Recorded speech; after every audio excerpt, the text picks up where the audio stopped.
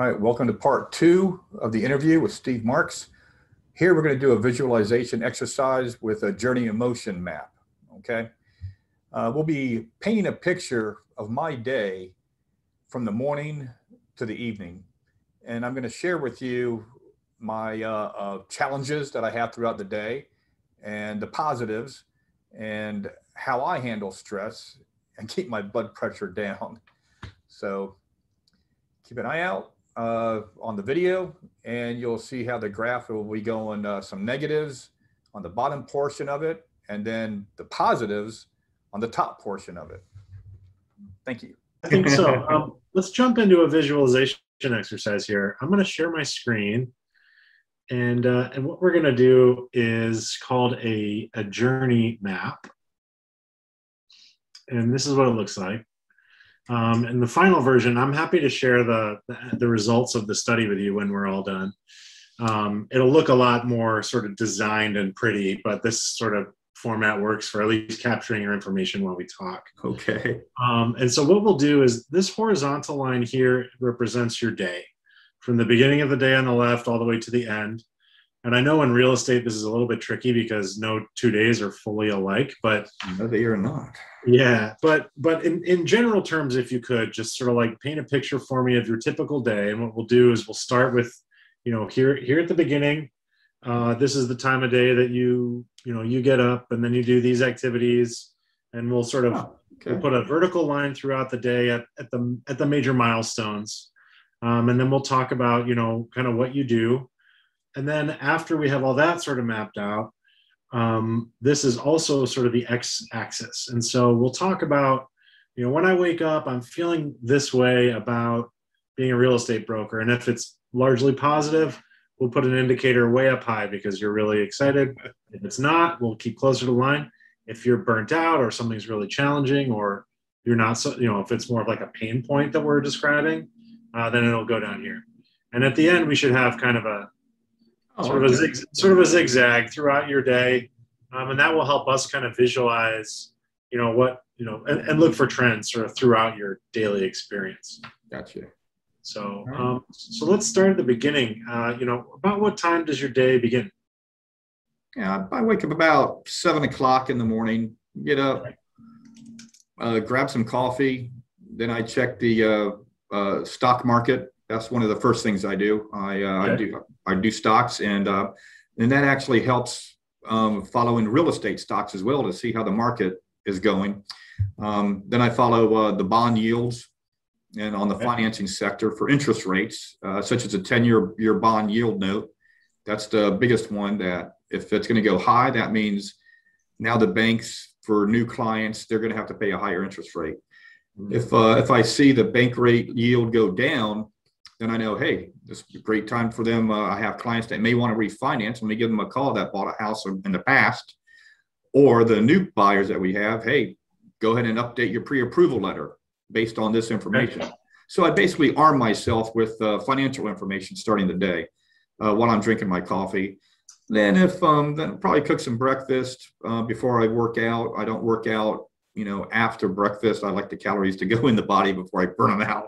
Sure, yeah. So hop on the treadmill for maybe 15, 20 minutes, and then start the workday. Check. Then I go ahead, and after the stress is gone from the previous day, because that's how I relieve the stress, is try to exercise more and eat better. Really, and then it's time to check emails. So now you have blood pressure time coming up, I call it. About what time is that for you? Yeah, probably about 8:30, 9 o'clock, around that time frame. Okay. And then once you check your emails, you go through, because we get tons of emails. You got spam emails you got to go through. You have to check the spam folder if an attorney sent you information on a secure email chain where you have to log in and then read their message. So after I start checking emails, sometimes it's like, oh no, now the selling agent decided to say they want you to fix the entire air conditioning system and just not get a tune-up on your listing, which is already under contract, or now they're just not going to buy the house. So you have to, so those little things start to creep up. You can get an email that's negative, has negative tones in it. And then the next email will be positive. The Okay. buyers agreed, or the sellers agreed to your buyer's due diligence request. So that's a win. You're smiling, and that starts off the day real good. You get 3 bad emails, that's when the day starts to go down a little bit on Okay. negative and positive aspects. So tone of emails, there you go. Can drive negative or positive start to the day. Cool. That's really helpful. Okay, so about how long does blood pressure time last? When do you transition into the next activity? Well, then you start looking at your alerts for buyers, seeing what new properties hit the market at the next stage. After you've gone through your emails and everything, you see a property that's coming soon, property that's fresh on the MLS, and then it's like, oh, great. Then you look at your buyer chart. I have a spreadsheet, and I actually use a chalkboard in my main office that tells me what tells me the clients I'm working with, so I can keep them organized. And then I put the type of property I'm looking for, and I have listing alerts that are under their name that come in. Once I look at the listing alerts, a match comes up. I call the buyer, email them, send them a text. Hey, this house just hit the market. Let's go take a look at it today. Do you have time? Or I can do a virtual tour for you. That's cool. And that starts setting the stage there. And then I can start making appointments for 12 noon, 1 o'clock, 2 o'clock, and I just go down the buyer's list. Okay. Usually like that brings you 1 or 2 appointments for that day. And then if a lead comes in while you're driving to that appointment, then you just pull over. Your mental attitude is really positive. Mine is, at least, because now I'm busy. You know, I don't have anything frustrating. I got all my negativity out of the way in the morning. So everything is up now. I have a more good news to look forward to, is how I see it. Okay. And that's how that noontime kind of starts for showings. That's really good. Okay. So noon for showings, and that could go, you could have a showing at 6 o'clock scheduled, 7 o'clock now with daylight savings time, even at 8:30 at night, depending on the client, the property. Can the client's working at Duke? I don't get off until 6. I'll just meet you at the property at 6:15, and you just schedule it and wait and show the house and see if they got a smile on their face when they look at the kitchen. Kitchen still houses. Kitchen still has it. They look at the kitchen, they're like, oh my gosh, this is great. And then they look at the bathroom, they go, well, the bathroom's too small, but I still like the kitchen. I'll still put an offer in on it. That's cool. That's cool. Anything sort of notable during this block of appointment time, or is this so varied that it's really hard to just kind of, you know? It's hard to pinpoint. You got to check your emails throughout. Mobile device, of course, the smartphones. So you're in your vehicle, you pull over, you grab another cup of coffee, or you just, grab a quick lunch somewhere, and to check your emails, check your texts, do some more phone calls. You might have a spur of the moment showing if you have a listing. Having a listing is a great example. A live listing that's not under contract. You get a phone call because a buyer is there. They don't have an agent, and they want to see the property. Now, you got to do your seller justice on your listing. It's like, yeah, I can be there in 15 minutes if you just wait. And then you just go let them know that you're representing the seller. You're the listing agent. And it will be up to them to get a buyer's agent. I always recommend, even though I'm showing my own listing to somebody, that they get a buyer's agent, especially in this market with negotiations. If they don't have a buyer's agent, I will refer them to someone in our firm at first to have a designated agent. If there's no one available, then I will refer to a Keller Williams agent or a Remax agent or a Caldwell Banker agent that I know. Cool.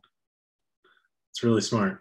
You want to avoid the possible litigation. Yeah, but you still want to show the house, though, even though you know you're not going to get both sides. Yeah, of course. Of the transaction, because if you get that one client, could be the client that's going to give you the offer from heaven. You don't know. Yeah, that's true. Let me actually, that's a great quote. The offer from heaven.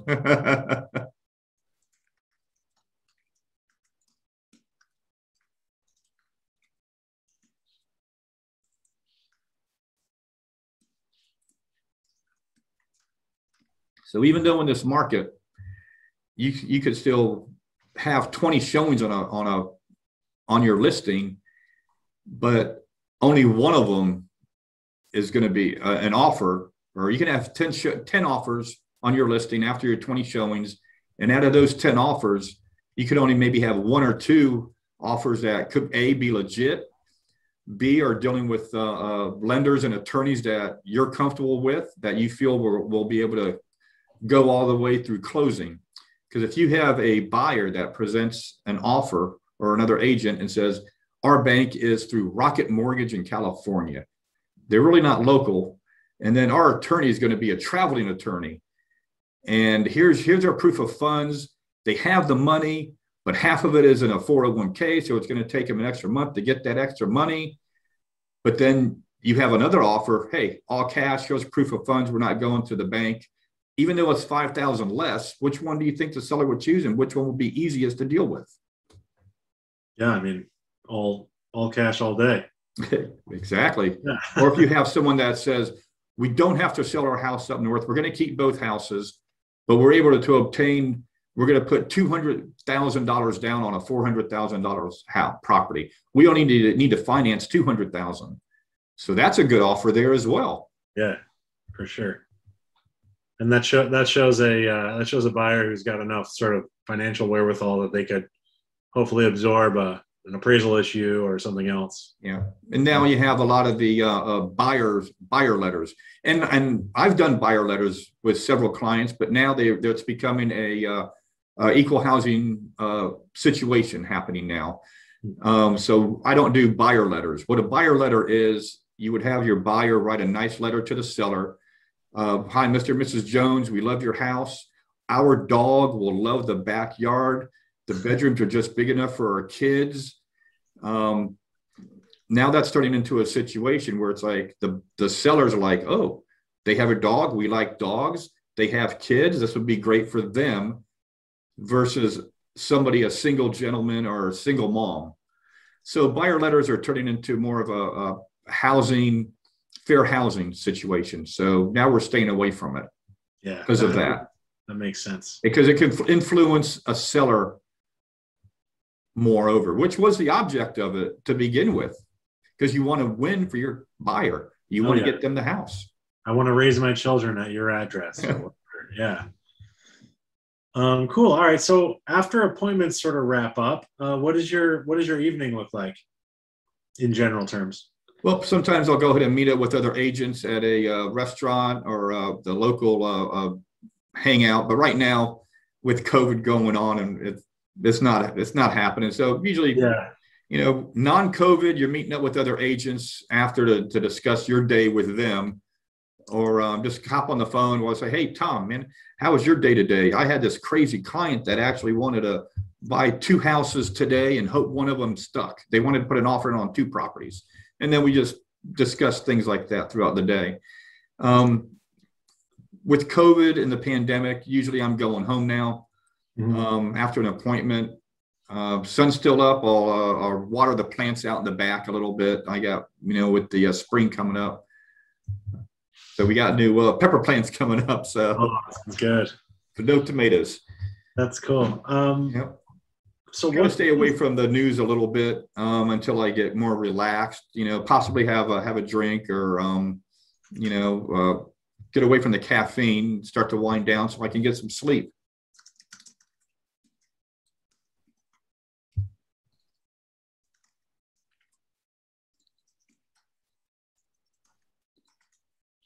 Yeah, a drink, nightcap, however you want to put it.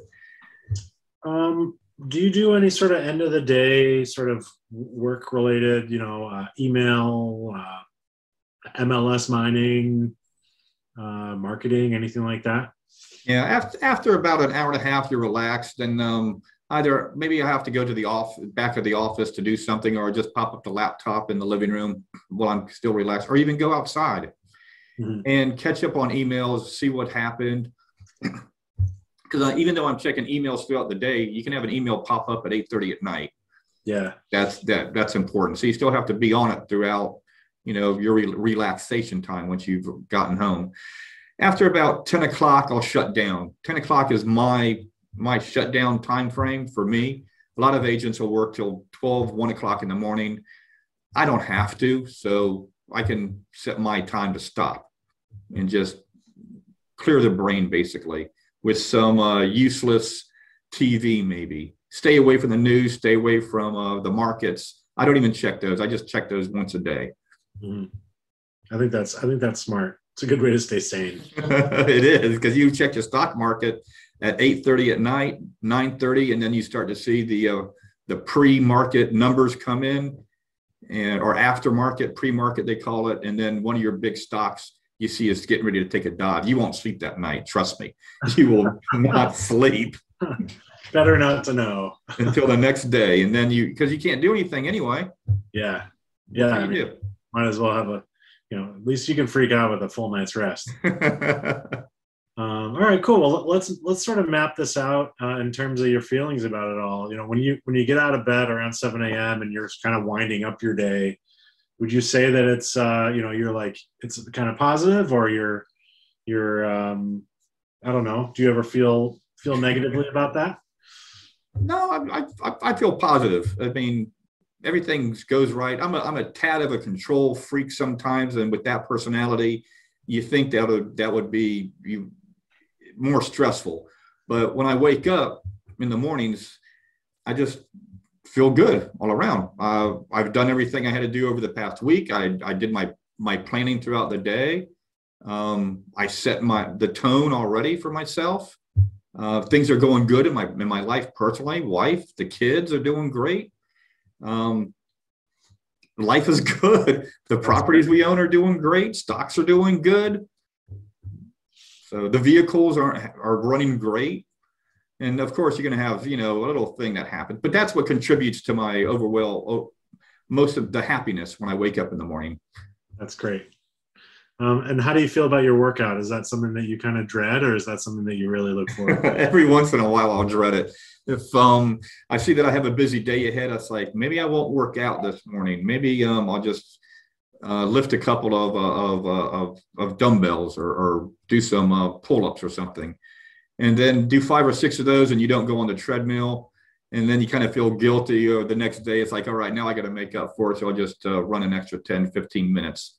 But that for me, that just gets the blood pumping is what it does in the morning. And it does feel good after a while. I mean, because when you work out, you feel better about yourself, plain and simple. And eating right. A diet is very important as well. When we met, I was, oh my gosh, I was 30 pounds heavier than I am now. Wow. Because that was just, I was overeating. I really wasn't exercising as I should have. I was eating a lot of crazy stuff. My attitude was down, and the negativity was up. So I had to change something. This is going back, 3-4 years that we've known each other? Yeah, I think it's been about 3 years. And I mean, I'm really resonating with what you're saying, because I kind of, on and off and sort of struggle with the same stuff. So that helps with the happiness factor in the morning. Yeah, absolutely. I think, we bought a used treadmill sort of midway through COVID, and we popped it in the garage, and it's been a game changer. I bought one of those cheap TCL TVs and put it in the garage, and now I can there you go watch whatever and listen to my podcasts, and it's great. I just sometimes I'll listen. I like listening to more music when I'm working out versus a podcast or something, just to clear the head. Yeah, it helps. Slap the playlist on, get some a little bit of excitement music on there. I'm a John Cougar Mellencamp fan, so I listen to a lot of his stuff. That's good. Yeah. Anything that gets you hyped up to be taking care of yourself, I think is really important. Let's talk about blood pressure time. Is that going to go above the line or below the line? Well, years ago, that's why I gained so much weight. I just wasn't eating and then increased my blood pressure on a consistent basis. And the doctor put me on blood pressure medicine, and then it was affecting other aspects of my life. And I just said, you know what, this is not worth it. So as far as blood pressure goes now, I'm in pretty good shape. I've kept it down naturally, got out of the prescriptions for the cholesterol medication, blood pressure medication. Eating well has made a big difference. So as far as blood pressure goes, the only time I will spike a blood pressure is probably going to be when I get 3 or 4 negative emails in a row, or something serious has happened in the market. Mm-hmm. And then I see that, and then your ears get really red. Yeah.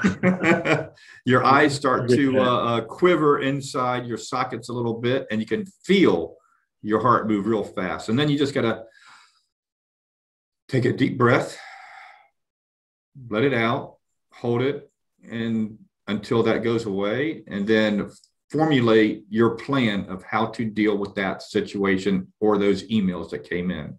Mm-hmm. I think that's really good. And therefore your blood pressure will go down. I'm going to put this one right on the line, because you kind of go either way, but it can. Very reasonable to me, sort of what you're saying. Okay, as we get into sort of, you've done your market scan, maybe you've checked your emails and the decks are cleared. Then you start doing your buyer outreach based on your buyer alerts or your property alerts. How are you feeling about that time in your workday? Is that something positive that you would excite you, or is it something that you see kind of more as a chore, or less fun? That's a tricky one. It depends who you're going to call. All right. Okay. You have a buyer that you're working with that you get along really well. You know what type of house they're looking for. That house pops up. It's like, oh my gosh, it's the right price. It's exactly what they're looking for, and you know it. And once you send it to them, they will know it also when they see the information about the house. They'll look at the pictures. They're like, this is exactly what we're looking for. Oh my gosh, James found it for us. So that's a phone call you want to make. Okay. Yeah. That's a good phone call. That's going to make you happy. That could usually set the tone of the day. So that might be the first phone call you want to make. Yeah. And that way, if you make it, and then there's some buyers that are going to be difficult, but you're still obligated as their broker to give them a call, even though this is not the house they're looking. This is the closest match that I can find. It's not 4 bedrooms. It only has 3 bedrooms, but there's enough attic space, it says, according to the information, where you could probably build a 4th room upstairs or retrofit the house. So when you send that information or make that phone call, that could go either way. You can have your buyer client say, I told you I wanted 4 bedrooms. Why are you calling me again about only 3-bedroom houses? And that turns into a little bit of a negative tone for that particular buyer. So you have to work through that. Take a deep breath before you call them. All right. But you got to call them. You never know. They might have slept on it since they can't find anything and change their mind to go for a 3-bedroom and add a 4th down the road. You don't know. Yeah. Yeah. You never know until you make the call. Hey, so, some calls are going to go great right off the bat before you even call them. You have some phone calls that, may go good. They may not. And you have some phone calls, you got to call them, even though it's going to be totally negative. You're going to get yelled at. You will have to take your phone and put it away from your ear, because they're going to be yelling at you so hard over something that was out of your control. That's the phone call that raises the blood pressure a little bit before you make that call. Yeah. So I would say when they do, when somebody yells at you for something that's out of your control, that probably feels pretty crappy. And that happens. It happens a lot. All right, I'm gonna put a negative down there for that, just for okay. So how about appointments? You're out and about, you're showing stuff, you're pressing the flush, I guess the COVID masked flush, and you're showing your listings. How does that sort of feel for you? Is that something that you look forward to, or is that something that you would rather not be doing? Yeah. Now, if the house is not selling, all right, which we've had one that was in North Durham. The guy did a fantastic job fixing it up. I mean, he listened to me, did everything I told him to. And now we're thinking 3 days on the market's too long. How come we don't have an offer? And it's only been 3 days. So when you go to your listing that hasn't had an offer in 3 days and you're wondering why, you'll pull up to it, and then you'll analyze it. You'll go in, you'll pretend you're the buyer, and you'll see, what did I do wrong? You'll analyze yourself. And then as you're walking through the house, this is what makes it so volatile, and so this business This is why I love this business. All right. You'll be walking through the house, figuring out what you did wrong, why you're not getting an offer. Then you get a text message or a phone call from an agent saying they're putting in an offer. Yeah. And then it's like, oh my gosh, I don't have to do anything to the house now. Everything's fine. That's cool. That must be relieving. So that's how that could go. You could be mediocre. You're wondering what's going wrong. And then out of the blue, you get a call. It just happens. I've learned over the years, if you stress over things too much, you're gonna put bad mojo on yourself. I think is the best term to put it. You got a better term for mojo? Type it in there. I don't know another term for mojo. This is supposed to be authentic. So that's what we want. Okay, cool. I'll just put kind of a range of good mojo versus bad mojo. Yeah, I mean, this is really like emotional research. So emotions get messy. So that's all good. Right. And then throughout the day, I'm the personality type that has ideas that pop in my head all the time. I could be driving, listening to the radio, or just keep it off completely and just listen to the, your car is driving by you while you're in the center lane on Highway 40. Okay.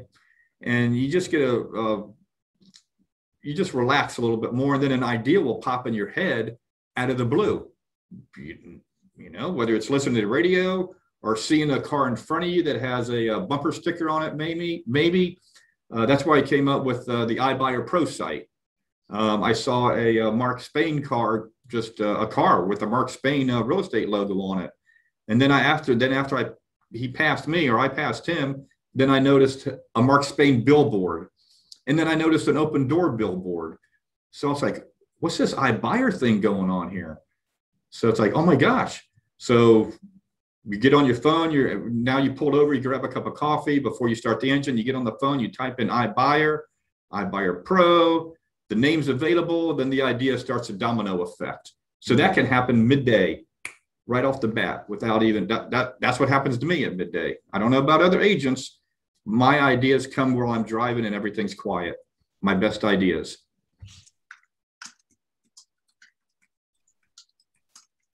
So it's going on the top of the grid.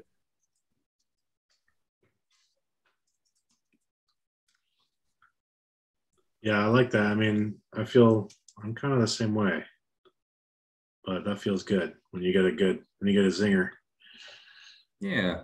Okay, cool. How about sort of like at the end of your day when you get home and you're in wind down mode? How are you feeling sort of about being an agent? Is that something you're like, yeah, like I really crushed it today, or this market's crushing me today, or how does that go for you? All right. Unlike some of the agents you're going to be interviewing, I'm probably going to be one of the older ones. All right. I'm 54 years old now. I've been doing this since I was in my 20s, my late teens. Yeah. And I love it, even to this day. And it's freedom is what it gives me. So just a little bit of a 2-minute little personal history lesson on me. Sure. I went to college in Ocala, Florida. It's just outside of Gainesville. And my friend, we were roommates, and we've known each other. We grew up in Miami on the same block, and he moved to Ocala, and that's why we decided to be roommates. And I would go to college, and his mom was a real estate agent in Ocala, Florida area. And that's kind of what got me started on it. Age 20, going to college. You're seeing the real estate business at firsthand now, because you're going to see because we hung out together a lot. We're going to mom's office all the time. She's asking us to do stuff now. Hey, can you go by this house? Can you put a sign up for me? And now the light bulb goes on. Oh my gosh, this is awesome. This is better than working at a Kroger or a supermarket while you're going to college. Why not do real estate? So went to the classes in Florida, got the license, and it proceeded from there. And then, unfortunately, being so young, you didn't have a lot of clients, because when you're in Florida, you basically have three classes of clients, we call it. Retired, retired, retired. So the retired population is not going to want to talk to a 20-year-old kid to buy, back then, to buy a $150,000 home that you're going to retire in. So it didn't work out too well in the beginning. So I go, why don't I buy the property? So moved to Fort Myers to finish up college. Got married and had a child, okay, and our son. And after that, real estate started going down a little bit in that time frame. We're talking 1990 to 94 era, okay? And so I decided to buy a property since no one was buying at that time, because that was pretty much a downturn in the market, especially in Florida. So I bought a rental property and the light bulb went on again. So sell real estate. When you get older, then people will trust you more. And that has a lot to do with it also. So I started out young, and to this day, I love it. So when I'm coming at home and I think about what could have been versus what is right now, I look in the past, my past. I worked fast food. I was waiter, had a catering company, food service business, rental property business, sold furniture, furniture store manager. And what do I like the best? Real estate. That's it. That's my story. So I'm happy, no matter how negative the day has been, you look back saying, you could have been still selling something else or not doing this. You have to look back at what could have been if you did not do real estate. Where would you be? That's how I look at it. It's really cool. That's a really good way to look at it, I think. And it makes you feel good when you get home. It's like things could be worse. I could be working be a fast food manager at McDonald's. Nothing wrong with that, by the way, because I did that for years. Yeah. But it's a rough business. You're there 12 hours a day working nonstop. Real estate, you can drive around. You can set appointments. You can get coffee when you want to. And the only person you have to answer to is yourself. And of course, your clients too, but yourself. If you're not responsible, if you cannot take responsibility for your actions, that's when you become negative. You don't want to you don't like the business anymore. You're passing the buck.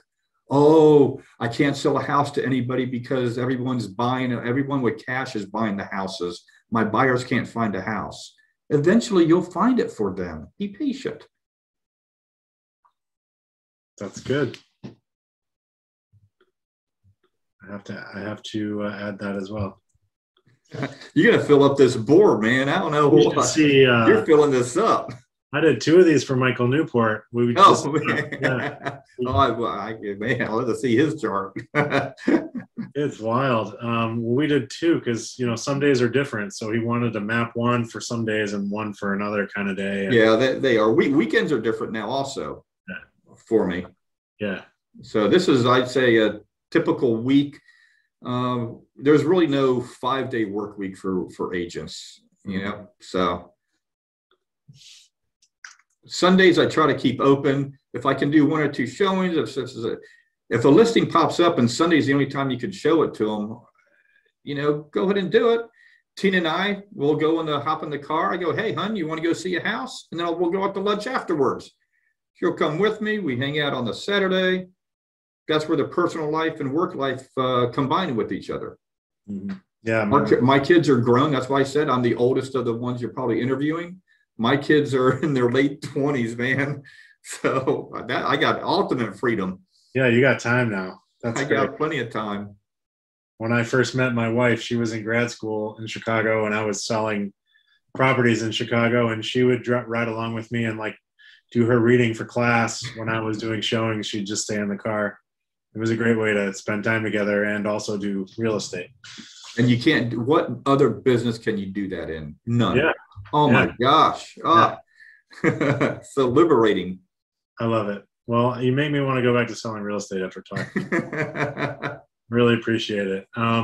This is perfect. And I don't really have any more questions, and we're almost up on time anyways, and I have another appointment in about 9 minutes. So thank you, James, so much for for talking to me, and I'm happy to share the report with you if that's something you're interested in. If not, then I really thank you just for kind of being a willing participant. It's been really awesome to talk to you. Definitely. Go ahead and you got my email. Send it to me. All right. Yeah, yes, sir. I do, and would love to kind of keep in touch and keep talking about some of the domain ideas you had or anything else. I think it'd be cool. Like I said, I'm always thinking about new stuff and new ideas, especially for real estate. So yeah, I'm the same, and that's sort of what my program is all about: coming up with new ideas. And real estate's what I know best, so that's what I have a lot of. Exactly. So, all right, cool. Well, maybe we could get coffee or lunch someday. I think that'd be really fun. You got it. All right, I'll talk to you later. Cool. Thanks, James. Take care. Bye. All right. Bye. I hope everyone has enjoyed the visualization exercise and the journey in motion map that we did. I hope it gives some insights to you for new agents, experienced agents, and especially those with high blood pressure, how to keep it down. All right. Until next time, this is James Kempski with Ibuyerpro and Mallard Realty.